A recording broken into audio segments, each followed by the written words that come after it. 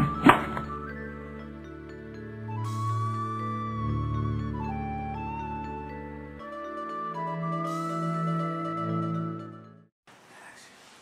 morning, good afternoon, good evening, good whenever you are. I'm Andrew Silberman, welcoming you to AMT-Group's Learning Lounge for a video axe. This is a follow-up to our Andrew's Axe newsletter, went out recently, titled Relax, No Focus. Those of you who didn't receive the email, I would welcome you to just send me an email, andrew@amt-group.com, and I'll send it right out to you.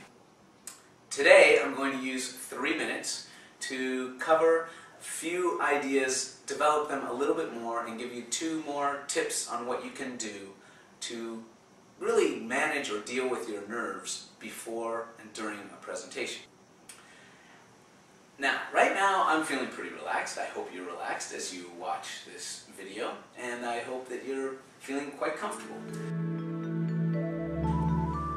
As I wrote in the newsletter, when it's time to give a presentation, is that really time to relax?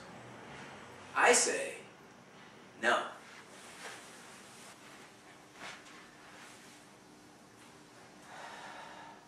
Focus. So I'd like to give you 3 tips today when you're going to present. These tips will help both manage your nerves and help you make a bigger, better impact in your presentation. 1 tip is mental. 1 tip is visual, and 1 tip is vocal. So let's start with mental. We talked about it in depth in the email, and I'd like you to just refresh your memory that it's all about focus, and especially focusing on your audience. That is going to take the energy that is nervous energy inside you, which is what you want to have, and it's going to then spread it out into your audience and give you a better, bigger impact. That's the mental tip. In terms of visual tip, the most common question we get in presentation coaching, AMT Group, from a lot of our clients is, what do I do with my hands? Where should I put my hands when I'm ready to speak or when I'm speaking? Now, the easy, glib, simple answer is your hands should be in a natural position. So when you're speaking, they're going with you. But what we often find are people making very common mistakes. One common mistake, the fig leaf. People put their hands in the fig leaf position.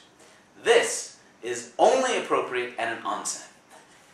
So, skip the fig leaf.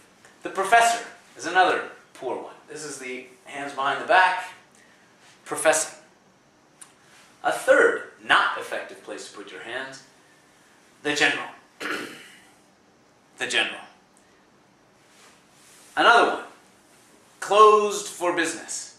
None of these are effective, as you can see so far. And finally, one of my favorite mistakes is the preacher. None of these places are appropriate for your hands. Where do you want to put your hands? When you don't know, or when you're getting prepared to speak, one of the best places to put your hands is exactly where you would if you're performing in a martial art. So ready position for any of the martial arts, karate, judo, jiu-jitsu, this is the ready position. This is where you want to be. That's the tip for your hands, the visual tip. Now what about the vocal tip? Very often we see people making a presentation and they go on and on and on at the same pace or faster, and they leave out one of the most effective vocal techniques they can use for greater impact as well as calming their own nervousness, and that is pause. So what I just did was a pause, and you can use the pause rather than getting stuck in these ums and ahs that many people find annoying. Those of you who've tried Toastmasters know that you even have to pay money for each and each ah. So what is the recommended remedy? The recommended remedy is a simple pause. Sometimes you can use the pause for effect when you actually do have something you want to emphasize. It's really important and really useful to pause either before or just after what you've said. That's going to give you a bigger impact. So, quick recap. Mental tip, focus. Don't worry about calming your nerves. think about how you can focus on your audience. Visual tip, what to do with your hands. When they're not feeling natural, they're not in the right place, this is the ready position, ready for action.